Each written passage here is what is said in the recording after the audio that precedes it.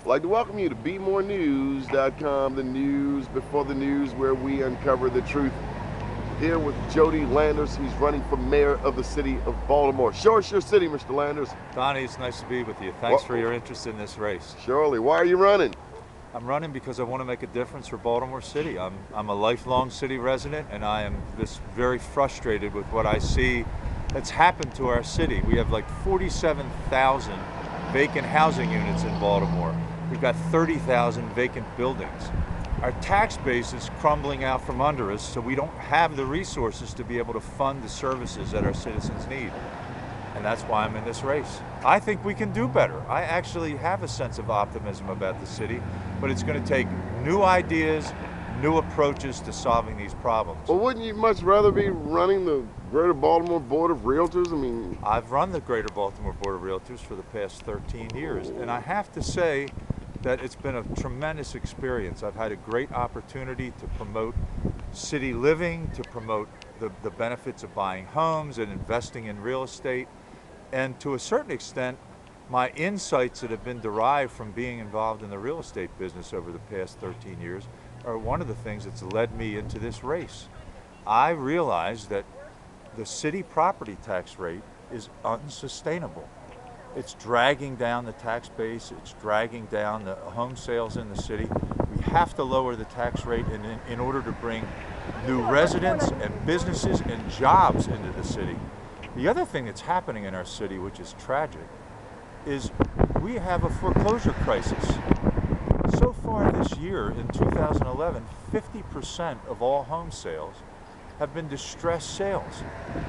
We can't let that happen to our city. We've got to try to keep people in their existing homes. And again, I don't see any plan coming from the existing administration for how we might accomplish that. And I think there are things we can do to try to do a better job of keeping people in their existing homes. A lot of people, especially in a tough economy, would say they would not walk away from a decent living to get out here and run for mayor of the city of Baltimore. I'm doing this because I care about the city. As I said, I'm a lifelong city resident. I'll be 58 years old this year, and I did a lot of hard thinking about this. How do I want to spend the next 4 to 8 years of my life? Do I want to spend it in a comfortable position on the outside, or do I want to get involved, put my money and my time where my mouth is, and really make a difference and try to take this city in a new direction? I think we can do it. And I think that the economic conditions are putting us in a position where we can involve the surrounding counties in trying to help solve some of these problems. Not to help the city, to help themselves. We need to collaborate together, because these are not just city problems we're talking about. They're problems that affect the entire region. So together, I think we can make a difference. And again, not to help the city, to cooperate together to help ourselves. These vacant properties, you've been abreast of the properties for some time. Why do we have so many vacant properties? Is there a solution? There are a lot of reasons. One is the high property tax, the high cost of doing business in the city. The market in the city has not kept pace with the markets in the surrounding counties. So there are a variety of reasons. Lead paint laws, the condition of the properties, there's been a lot of abandonment. One of the things we need in Baltimore is we need a land bank that would take responsibility for managing and corralling all of these vacant properties and make it easier for developers and investors to come in, and home buyers, to be able to buy these properties and put them back into productive use. The other thing that I would urge doing in the city, we have a terrible property tax system. Right now, if you maintain your property and fix it up, you're going to have a higher assessment, you pay more taxes. We need to turn that around. What I would do is I would put a system in place like we have in Washington, D.C. In Washington, D.C., if you have a vacant property, whether it's residential or commercial, you're going to pay 5 times more than a property that's able to be inhabited or used. And if you have a blighted property, you're going to pay 10 times more in property taxes than an inhabited residential property. that makes sense. That creates an incentive for people to fix up their property, put it back into productive use. Instead, what happens is we actually penalize people for investing in their properties and improving them because they're going to pay higher taxes. So we need to turn that around, and what that will do is it will help grow the tax base, and when the tax base grows, we'll have the resources that we need to be able to provide needed services. Jody, in talking with the citizens of Baltimore and assessing your campaign future, what are people talking about? What are their issues? Crime is a big issue for our city. You know, there's only 3 other cities in this country that have a higher violent crime rate than Baltimore. We need to tackle that problem, but we need to tackle it in a way that makes sense. What makes sense? I'm fully support hiring some additional police, but that's not the only part of this solution. Now, you know, Jane Miller said we have 600 per 100,000, a great percentage, or more than any other city. We already have a high number of police officers in relationship to our population. My plan would be to look at, yes, we'll hire some more police, but we need to allocate some of those resources to prevention. Prevention. It makes far more sense to try to keep young people out of crime to begin with and give them recreational activities and diversions and alternative activities than it does to let them fall into the influence of gangs and crime. You know, Frederick Douglass said this a long time ago. Frederick Douglass said, "It's easier to build strong children than it is to repair broken men." I take that message to heart. We need to start investing some of this money in building strong children. And if we do that, we'll have fewer broken men. Well, North Avenue says that we have pretty good schools, and Maryland is touted as the best educational system in the state, but I think what they leave out is that Baltimore is at the bottom of that 24-member jurisdiction. Look, I will say this. I think we've made a lot of progress in the city schools. We have a lot more progress to go. I hope that we can retain Dr. Alonso. Mm-hmm. The parents have to step up.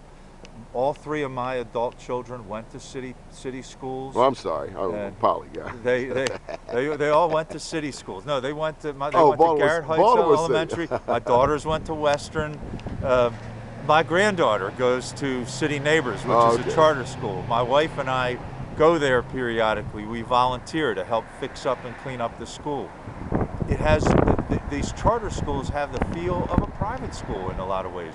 You have a lot of parental involvement. You've got teachers and staff that care. It's a wonderful feeling. We need to do a better job of marketing those schools to people and the entire system. Don't get me wrong, but I'm hoping that we can continue on the progress that Dr. Alonso has started. And when I look to getting savings out of city operations, I would look to plowing some of those savings back into schools. The other thing is, schools shouldn't be closed all summer long. Schools should be open as alternative activity centers for children. The libraries in schools should be open. The colleges and universities in this town should be going all summer long and inviting city children into activities and learning sessions and recreational activities.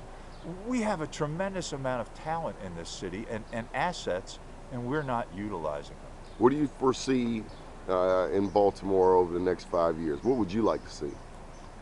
I would like to see us begin to reduce the tax rate, begin to see people invest in Baltimore, attract new residents, new jobs, and business, continue to make progress on the city schools, get the rank and file police unions and the command staff and all of the partners in the criminal justice system to sit down around the table together and say, what are we going to do to make Baltimore the safest city in the nation?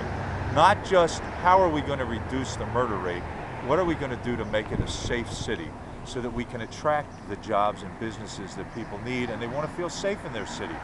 So, so my vision of Baltimore is that we can be better than we are right now. And I want to see us make a dent in the vacant housing inventory. Over a 4-year period of time, my goal would be to reduce the vacant housing inventory by 15 to 20%. Well, let me ask you one final thought. here in the beautiful city of Baltimore, we're surrounded by a number of counties that share some similar challenges. Baltimore County being the closest neighbor, what would you foresee in the future as it relates to Baltimore City, Baltimore County?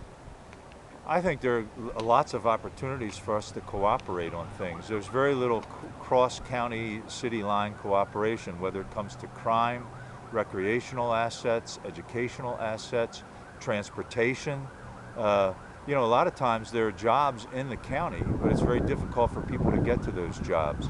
So we need to collaborate and do some joint planning around how we can get people to jobs.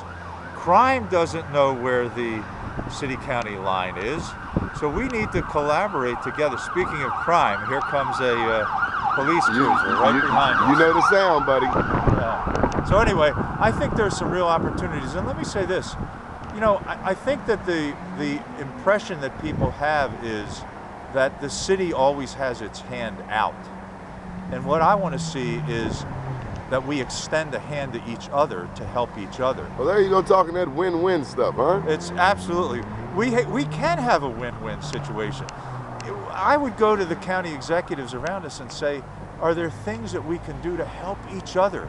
Can we collaborate around joint purchasing? Can we share some services, all in the interest of becoming more efficient, becoming more effective, saving money, not just for the city, for all of us.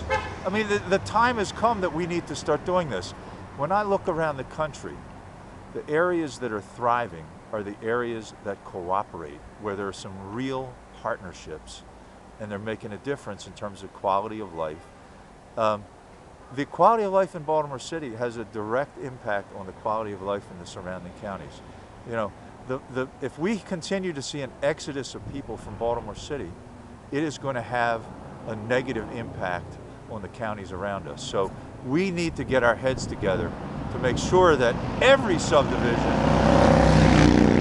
in the wealthiest region in the country comes together and does the best job we possibly can to serve our citizens. Good deal. Jody Landers for mayor. Thanks, Donnie. Nice being with you. Pleasure's mine. LandersForMayor.com. Keep watching BeMoreNews.com, the news before the news, where we uncover the truth. Thank you.